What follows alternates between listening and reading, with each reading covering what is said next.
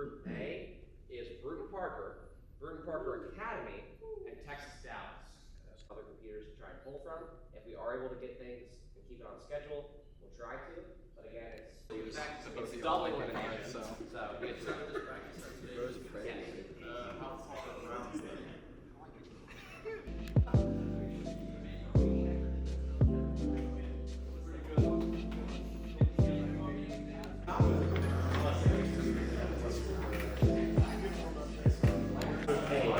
Did not leave any room for content and filled it to the brim. And we kicked off this morning, or at least this afternoon-ish, with, of course, that. Since it's still a war, it's just going to be the tried and true. That's why we do the show matches off of the stage and off the screen. I'm not. The score is really terrible. Nice. We're off to Charlotte. It's just not those plans. A little bit extra credit for later around. For a lot of different things. It's very significant. So it's just going live. We don't know whether it's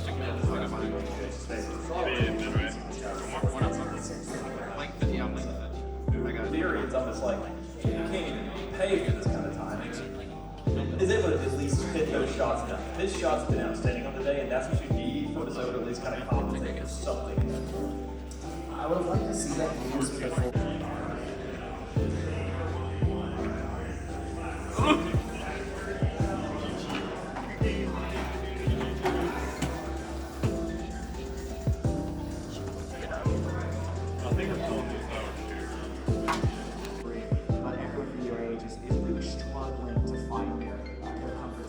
Flying is dying first now 4 times. That means your league does have this thing to get broken. It's they're happening right now. So it was a 4 versus 3. That's one player off the town. So 4 versus 2. That's right. Double man counts. Honestly, if you are, they gotta set up as well.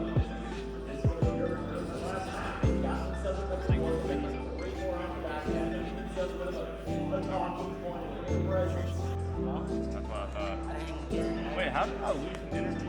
Huh? How did I lose? I had a rock. Oh. I'll show on my dick that she doesn't let her 2 weeks. Like, we gotta wait 2 weeks. 7-hour call. I gotta do my daily stream, guys. Carry 146.7. 25?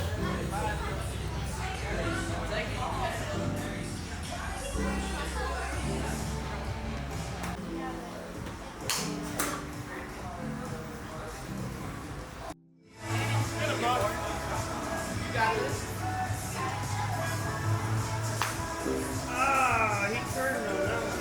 As long as he doesn't go to okay? Get to the blue. Get to the blue. Yeah.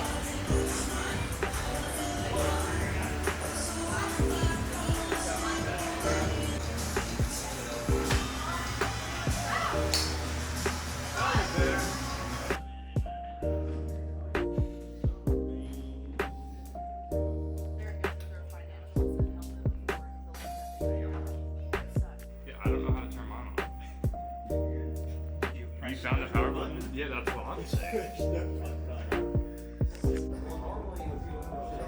Yeah, they're usually here for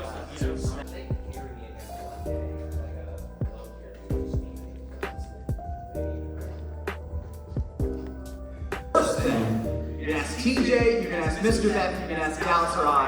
The worst thing about working in collegiates is seeing the players graduate. How does it feel stepping on stage? Which very well could be, if this goes wrong for you guys, the last time ever. I mean, you always expect to get to that point, you know, it's time comes in, but, you know, when you actually get to it, it's just a bittersweet moment of, you know, you never know. You just know it's the last day, so you just gotta fight to make it all the way to the end, so. We're hoping to do good, we're hoping to make it all the way, but, you know, the SEL has been great to us. Bepic and DJ, love those guys to death, they've been my everything. As they're cheering on, so I know they'll pass this one good, and yeah, it's a great moment to be here. Has the team prepared anything this morning as like a special ceremony to like get ready for Championship Sunday and stepping on stage first? No, we talked a little bit yesterday after everything that happened, just, you know, kind of getting in our own heads, making sure we're not doing that, playing as a team. So we're going in a little bit more confident, knowing that we're going to be start playing for each other, and that hopefully we can make it. Like I said, do our fall run like we did. We go to the lowers first round and then make it all the way to grand finals. So hopefully we can. All right. Well, hope can get you pretty far, but at the same time, you got to get out there yourselves, get the reels, rolling, get the engines revving, get the ball rolling, quite literally, hopefully to the back of their net. Do you have any closing words here for UTD and to kind of say anything before this matchup gets started? Yeah, like they say, good luck. I'm looking forward to the series, whether it's close or from the other side. I just hope it's fun in the end, and this is collegiate hockey. We're all here to have fun. Thank you very much, Skyline. Good luck to both of these two teams stepping into this one. Out of lives, that was in the upper bracket. We kick off our championship Sunday here in Losers Quarters. Away we go. UT Dallas and East Tennessee State, the Comets versus the Buccaneers. And so far, Key to success. playing for each other is a key for this team. Their passes need to be crisp today. It's how they like to play, and it's how they open up the scoring here. 40 seconds in. ETSU capitalize on a dime and a half. Skyline has already been on fire, placing that ball perfectly, but Landon was already up and ready to go. A highlight passing play, one of the best of the weekend thus far. Not only is that UT Dallas' first Game 1 loss, they are shut out here to kick off Land Day 2. This is 10 a.m., almost 10:30, but still early for these guys, so I think I can forgive a lackluster Game 1 performance as long as UT Dallas can figure things out. UT Dallas can just put a hand up. Held scoreless in Game 1 as ETSU found 2 goals against the Comets' normally stout defense. Waypoint. That's a great read by Adrift. Landon sets him up so well and just misses on what would have been a spectacular solo play opportunity as his shot goes off the post, was ushered there by a defender, but still. But the defense as well, and it opens up for him. And now Adrift is having himself a game. He's the ball planted at his feet a couple of times now and is shooting nicely on Forbidden Temple. Sends that one over Oasis' head and puts ETSU. They were near the right position. 5-0 run. This is what ETSU looks like when they are playing extremely well. Their transition defense is stout. Skyline's making good reads to unlock his teammates up front. Might have found otherwise, though it works for UT Dallas. They break out of defense. Landon will bump Dalton out of that play as well, so nothing can develop. Just for playing in Game 2 here, but ETSU won't give it to him. That's 2 consecutive shutouts, as East Tennessee State are 1 game away from making top 4. Well, I feel real stupid. Gone out the window, and they could truly be in sink or swim mode here in Driftwoods. All throughout the SEL season, though, we have seen Driftwoods strike again. Well, Skyline was hot in Game 1. 2 goals there, and he will start off the scoring on Driftwoods. That's now 6 straight goals for the Buccaneers of ETSU,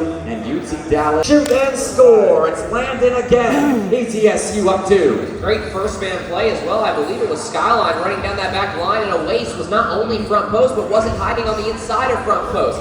That right there is a textbook play. His career to go on a little bit longer. What a shot. It's always Landon this, Landon that when you talk about ETSU. How about Landon passing to a beautiful touch down from Skyline? Skyline is on fire. And it's all but confirmed now that East Tennessee State will move on to the top 4 of SEL Season 5 Rocket League programming as UT Dallas fall flats in lowers and won't score a single goal and wrap to a sweeping loss. A perfect sweep to start the day off. And not only that, but a well-controlled perfect sweep. That was a 3-0, 2-0, 3-0, I believe exactly in that order. And now UT Dallas, they were 0 for 14 coming into this game. They are now 0 for 19 in their last SEL series. It's a waste last SEL series. Private, not land. Private, not land. Bruce, let's get this game underway. And the group after the pattern. So we're going to see this couch fucking fade away. There is no fun mini games. There is no deciding in the net selection live on stage. He got answered Game 1. Burton Parker Academy are already on the goal line, but Mill cannot pinch that one in. And Adrift, an incredible save to start.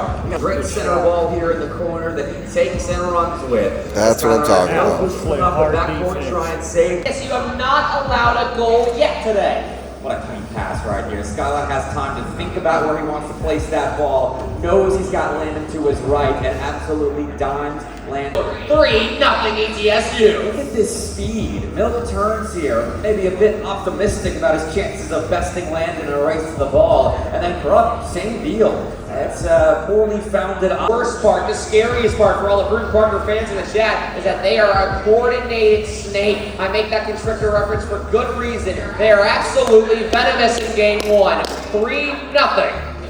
That's 4 straight shutouts as well for ETSU. A 2-0, 3-0, 3-0, now another 3-0 to add to the pile. And they do so with 8 shots. The shooting percentages for ETSU so far. Easily will tap that one in. A tough moment for the Academy rotation. That is a big mistake there. Skyline with a hot shot on target, and Corrupt, I mean, he doesn't even have to read that immediately. He can wait for the bounce off the backboard, but feels the presence of ETSU players behind him, rushes it a tad, and that is an error that costs Bruton Parker Academy their lead. Not to mention the error. It's also Bruton Parker Academy's last LAN as a roster. This roster will not be the same.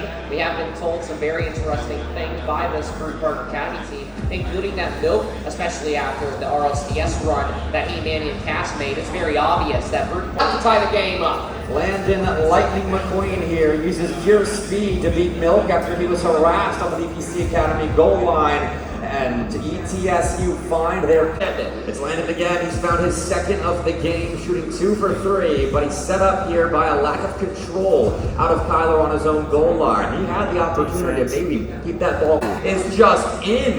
Landon's got a hat trick, and Bruton Parker Academy looked confused. Well, when there's a will, there's a Landon. Bruton Parker, a tough 50. Corrupt was already stuck, flipping in rotation.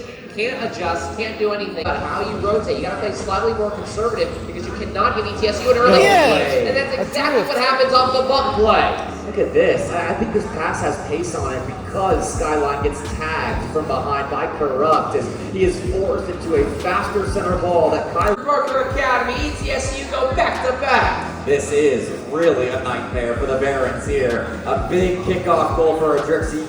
Just places that shot on target, enough out of reach of Kyler. Now the board, Skyline puts a third on the board for ETSU. Similar scenario, Bruton Parker just isn't ready and it's poor positioning at the wrong time, and again, nobody is back. ETSU will call game early and they will throw themselves against JMU in the loser's final. A big moment for the Buccaneers. That is a massive steal by Adrift as everyone from BPC Academy was caught 1-3, but it's a 3-1 series win and a 3-0 game 4 at one point for ETSU. So regardless how shaky it gets towards the end, ETSU completely flipped the script on Bruton Parker from their uppers matchup. 3-1 win, winning games 1, 3, and 4. Literally, it is the exact same as that Bruton Parker win earlier. ETSU a much needed confidence boosting win, especially with JMU waiting.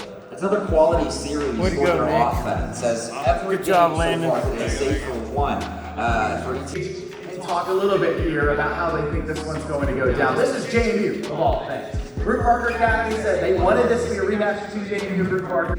Elevated them tremendously this spring.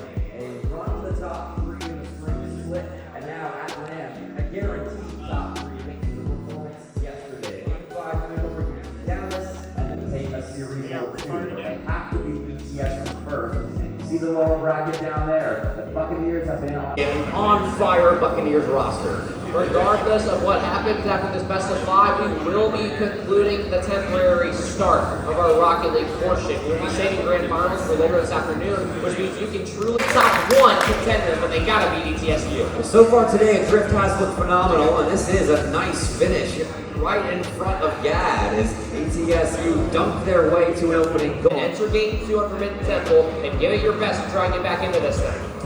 ETSU, their transition defense, I think, was a hallmark of their wins earlier, but didn't have a great showing in game 1. But hey, Forbidden Temple could be a different story. ETSU scored open net finish, and the Buccaneers look completely different. I can't tell if all 6 players scored controllers or what, because now James Madison are completely out of order. Third man was nowhere to be seen on the other side of the time and time again. They throw shots on, and ETSU just will simply not budge. 5 saves for ETSU on 11 James Madison shots. That was a scrappy win for the Buccaneers, but it's a win nonetheless. They propel themselves forward and stand, eventually cracks will form.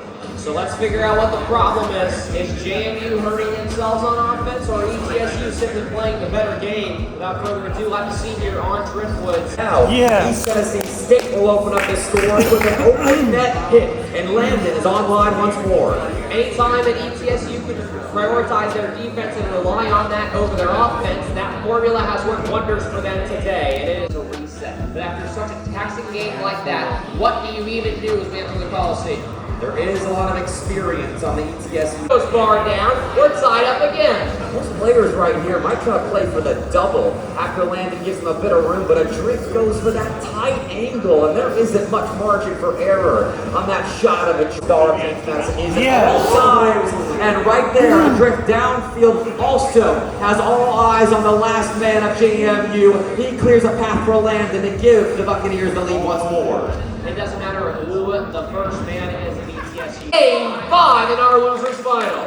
This ETSU roster just will not go away. You think the school is moving campus to Huntsville as they've stuck around up on the main stage. Started in lowers round 1. We're making that last game, then maybe there's a way forward into Grams. But after about 5 minutes of regulation, and maybe if we're lucky, 5 miscommunication. This one hurts. It's not a bad idea for coach to drop it to Gad, but Gad just slammed it into a pitch that can't move. And what does Landon do? What do you expect him to do? An immediate conversion. That one hurts if you're. yes, you came into that lower bracket final hungry for a grand final. You wish you could have gone on a bigger stage. I mean, I wish we could have made it to finals. Just one basketball, but made podium. That was the goal overall, just to get placement. But it's a little sad. Trying to hold back a bit too much, because it's like, I don't know, everything I've worked for the past 2 years, even through Cumberland and here, everything that ETSU's done for me this past year, taking me in, even though I was on my last leg of my master's degree, and they decided to bring me in, and everything, I gotta thank all of the people, Jeff, Lee, you guys have done so much for me, I couldn't thank y'all. Been great teammates, but as they say, all good things must come to an end, and unfortunately for me, this is my last stop. So yeah, I thank everyone in the SEL who's ever been there for me, all the friends I met through Rocket League, Gad, Pigeon, Tyler, Ability, all Charlotte boys, like everyone that's ever met me the past 2 years. Y'all have made my last 2 years the best 2 years of my life, and I could have not been able to do any of this stuff without y'all. So y'all mean so much to me. I hope we get to hang out more and keep in touch, but I love you guys so much. Love you, Skyline! Woo! Hard to really follow that one through. Asked too much more of the rest of the team, but how are y'all feeling knowing that this was y'all's attempt to try to give that stage back for Skyline a little bit more? We gave it our best, but in the end, it just wasn't what we were hoping for. I don't know. You better hide that camera, man. On God. All right, you want to pull up the van up to here? Yeah, Jeff, you got to pull the van up. Yeah, pull the van.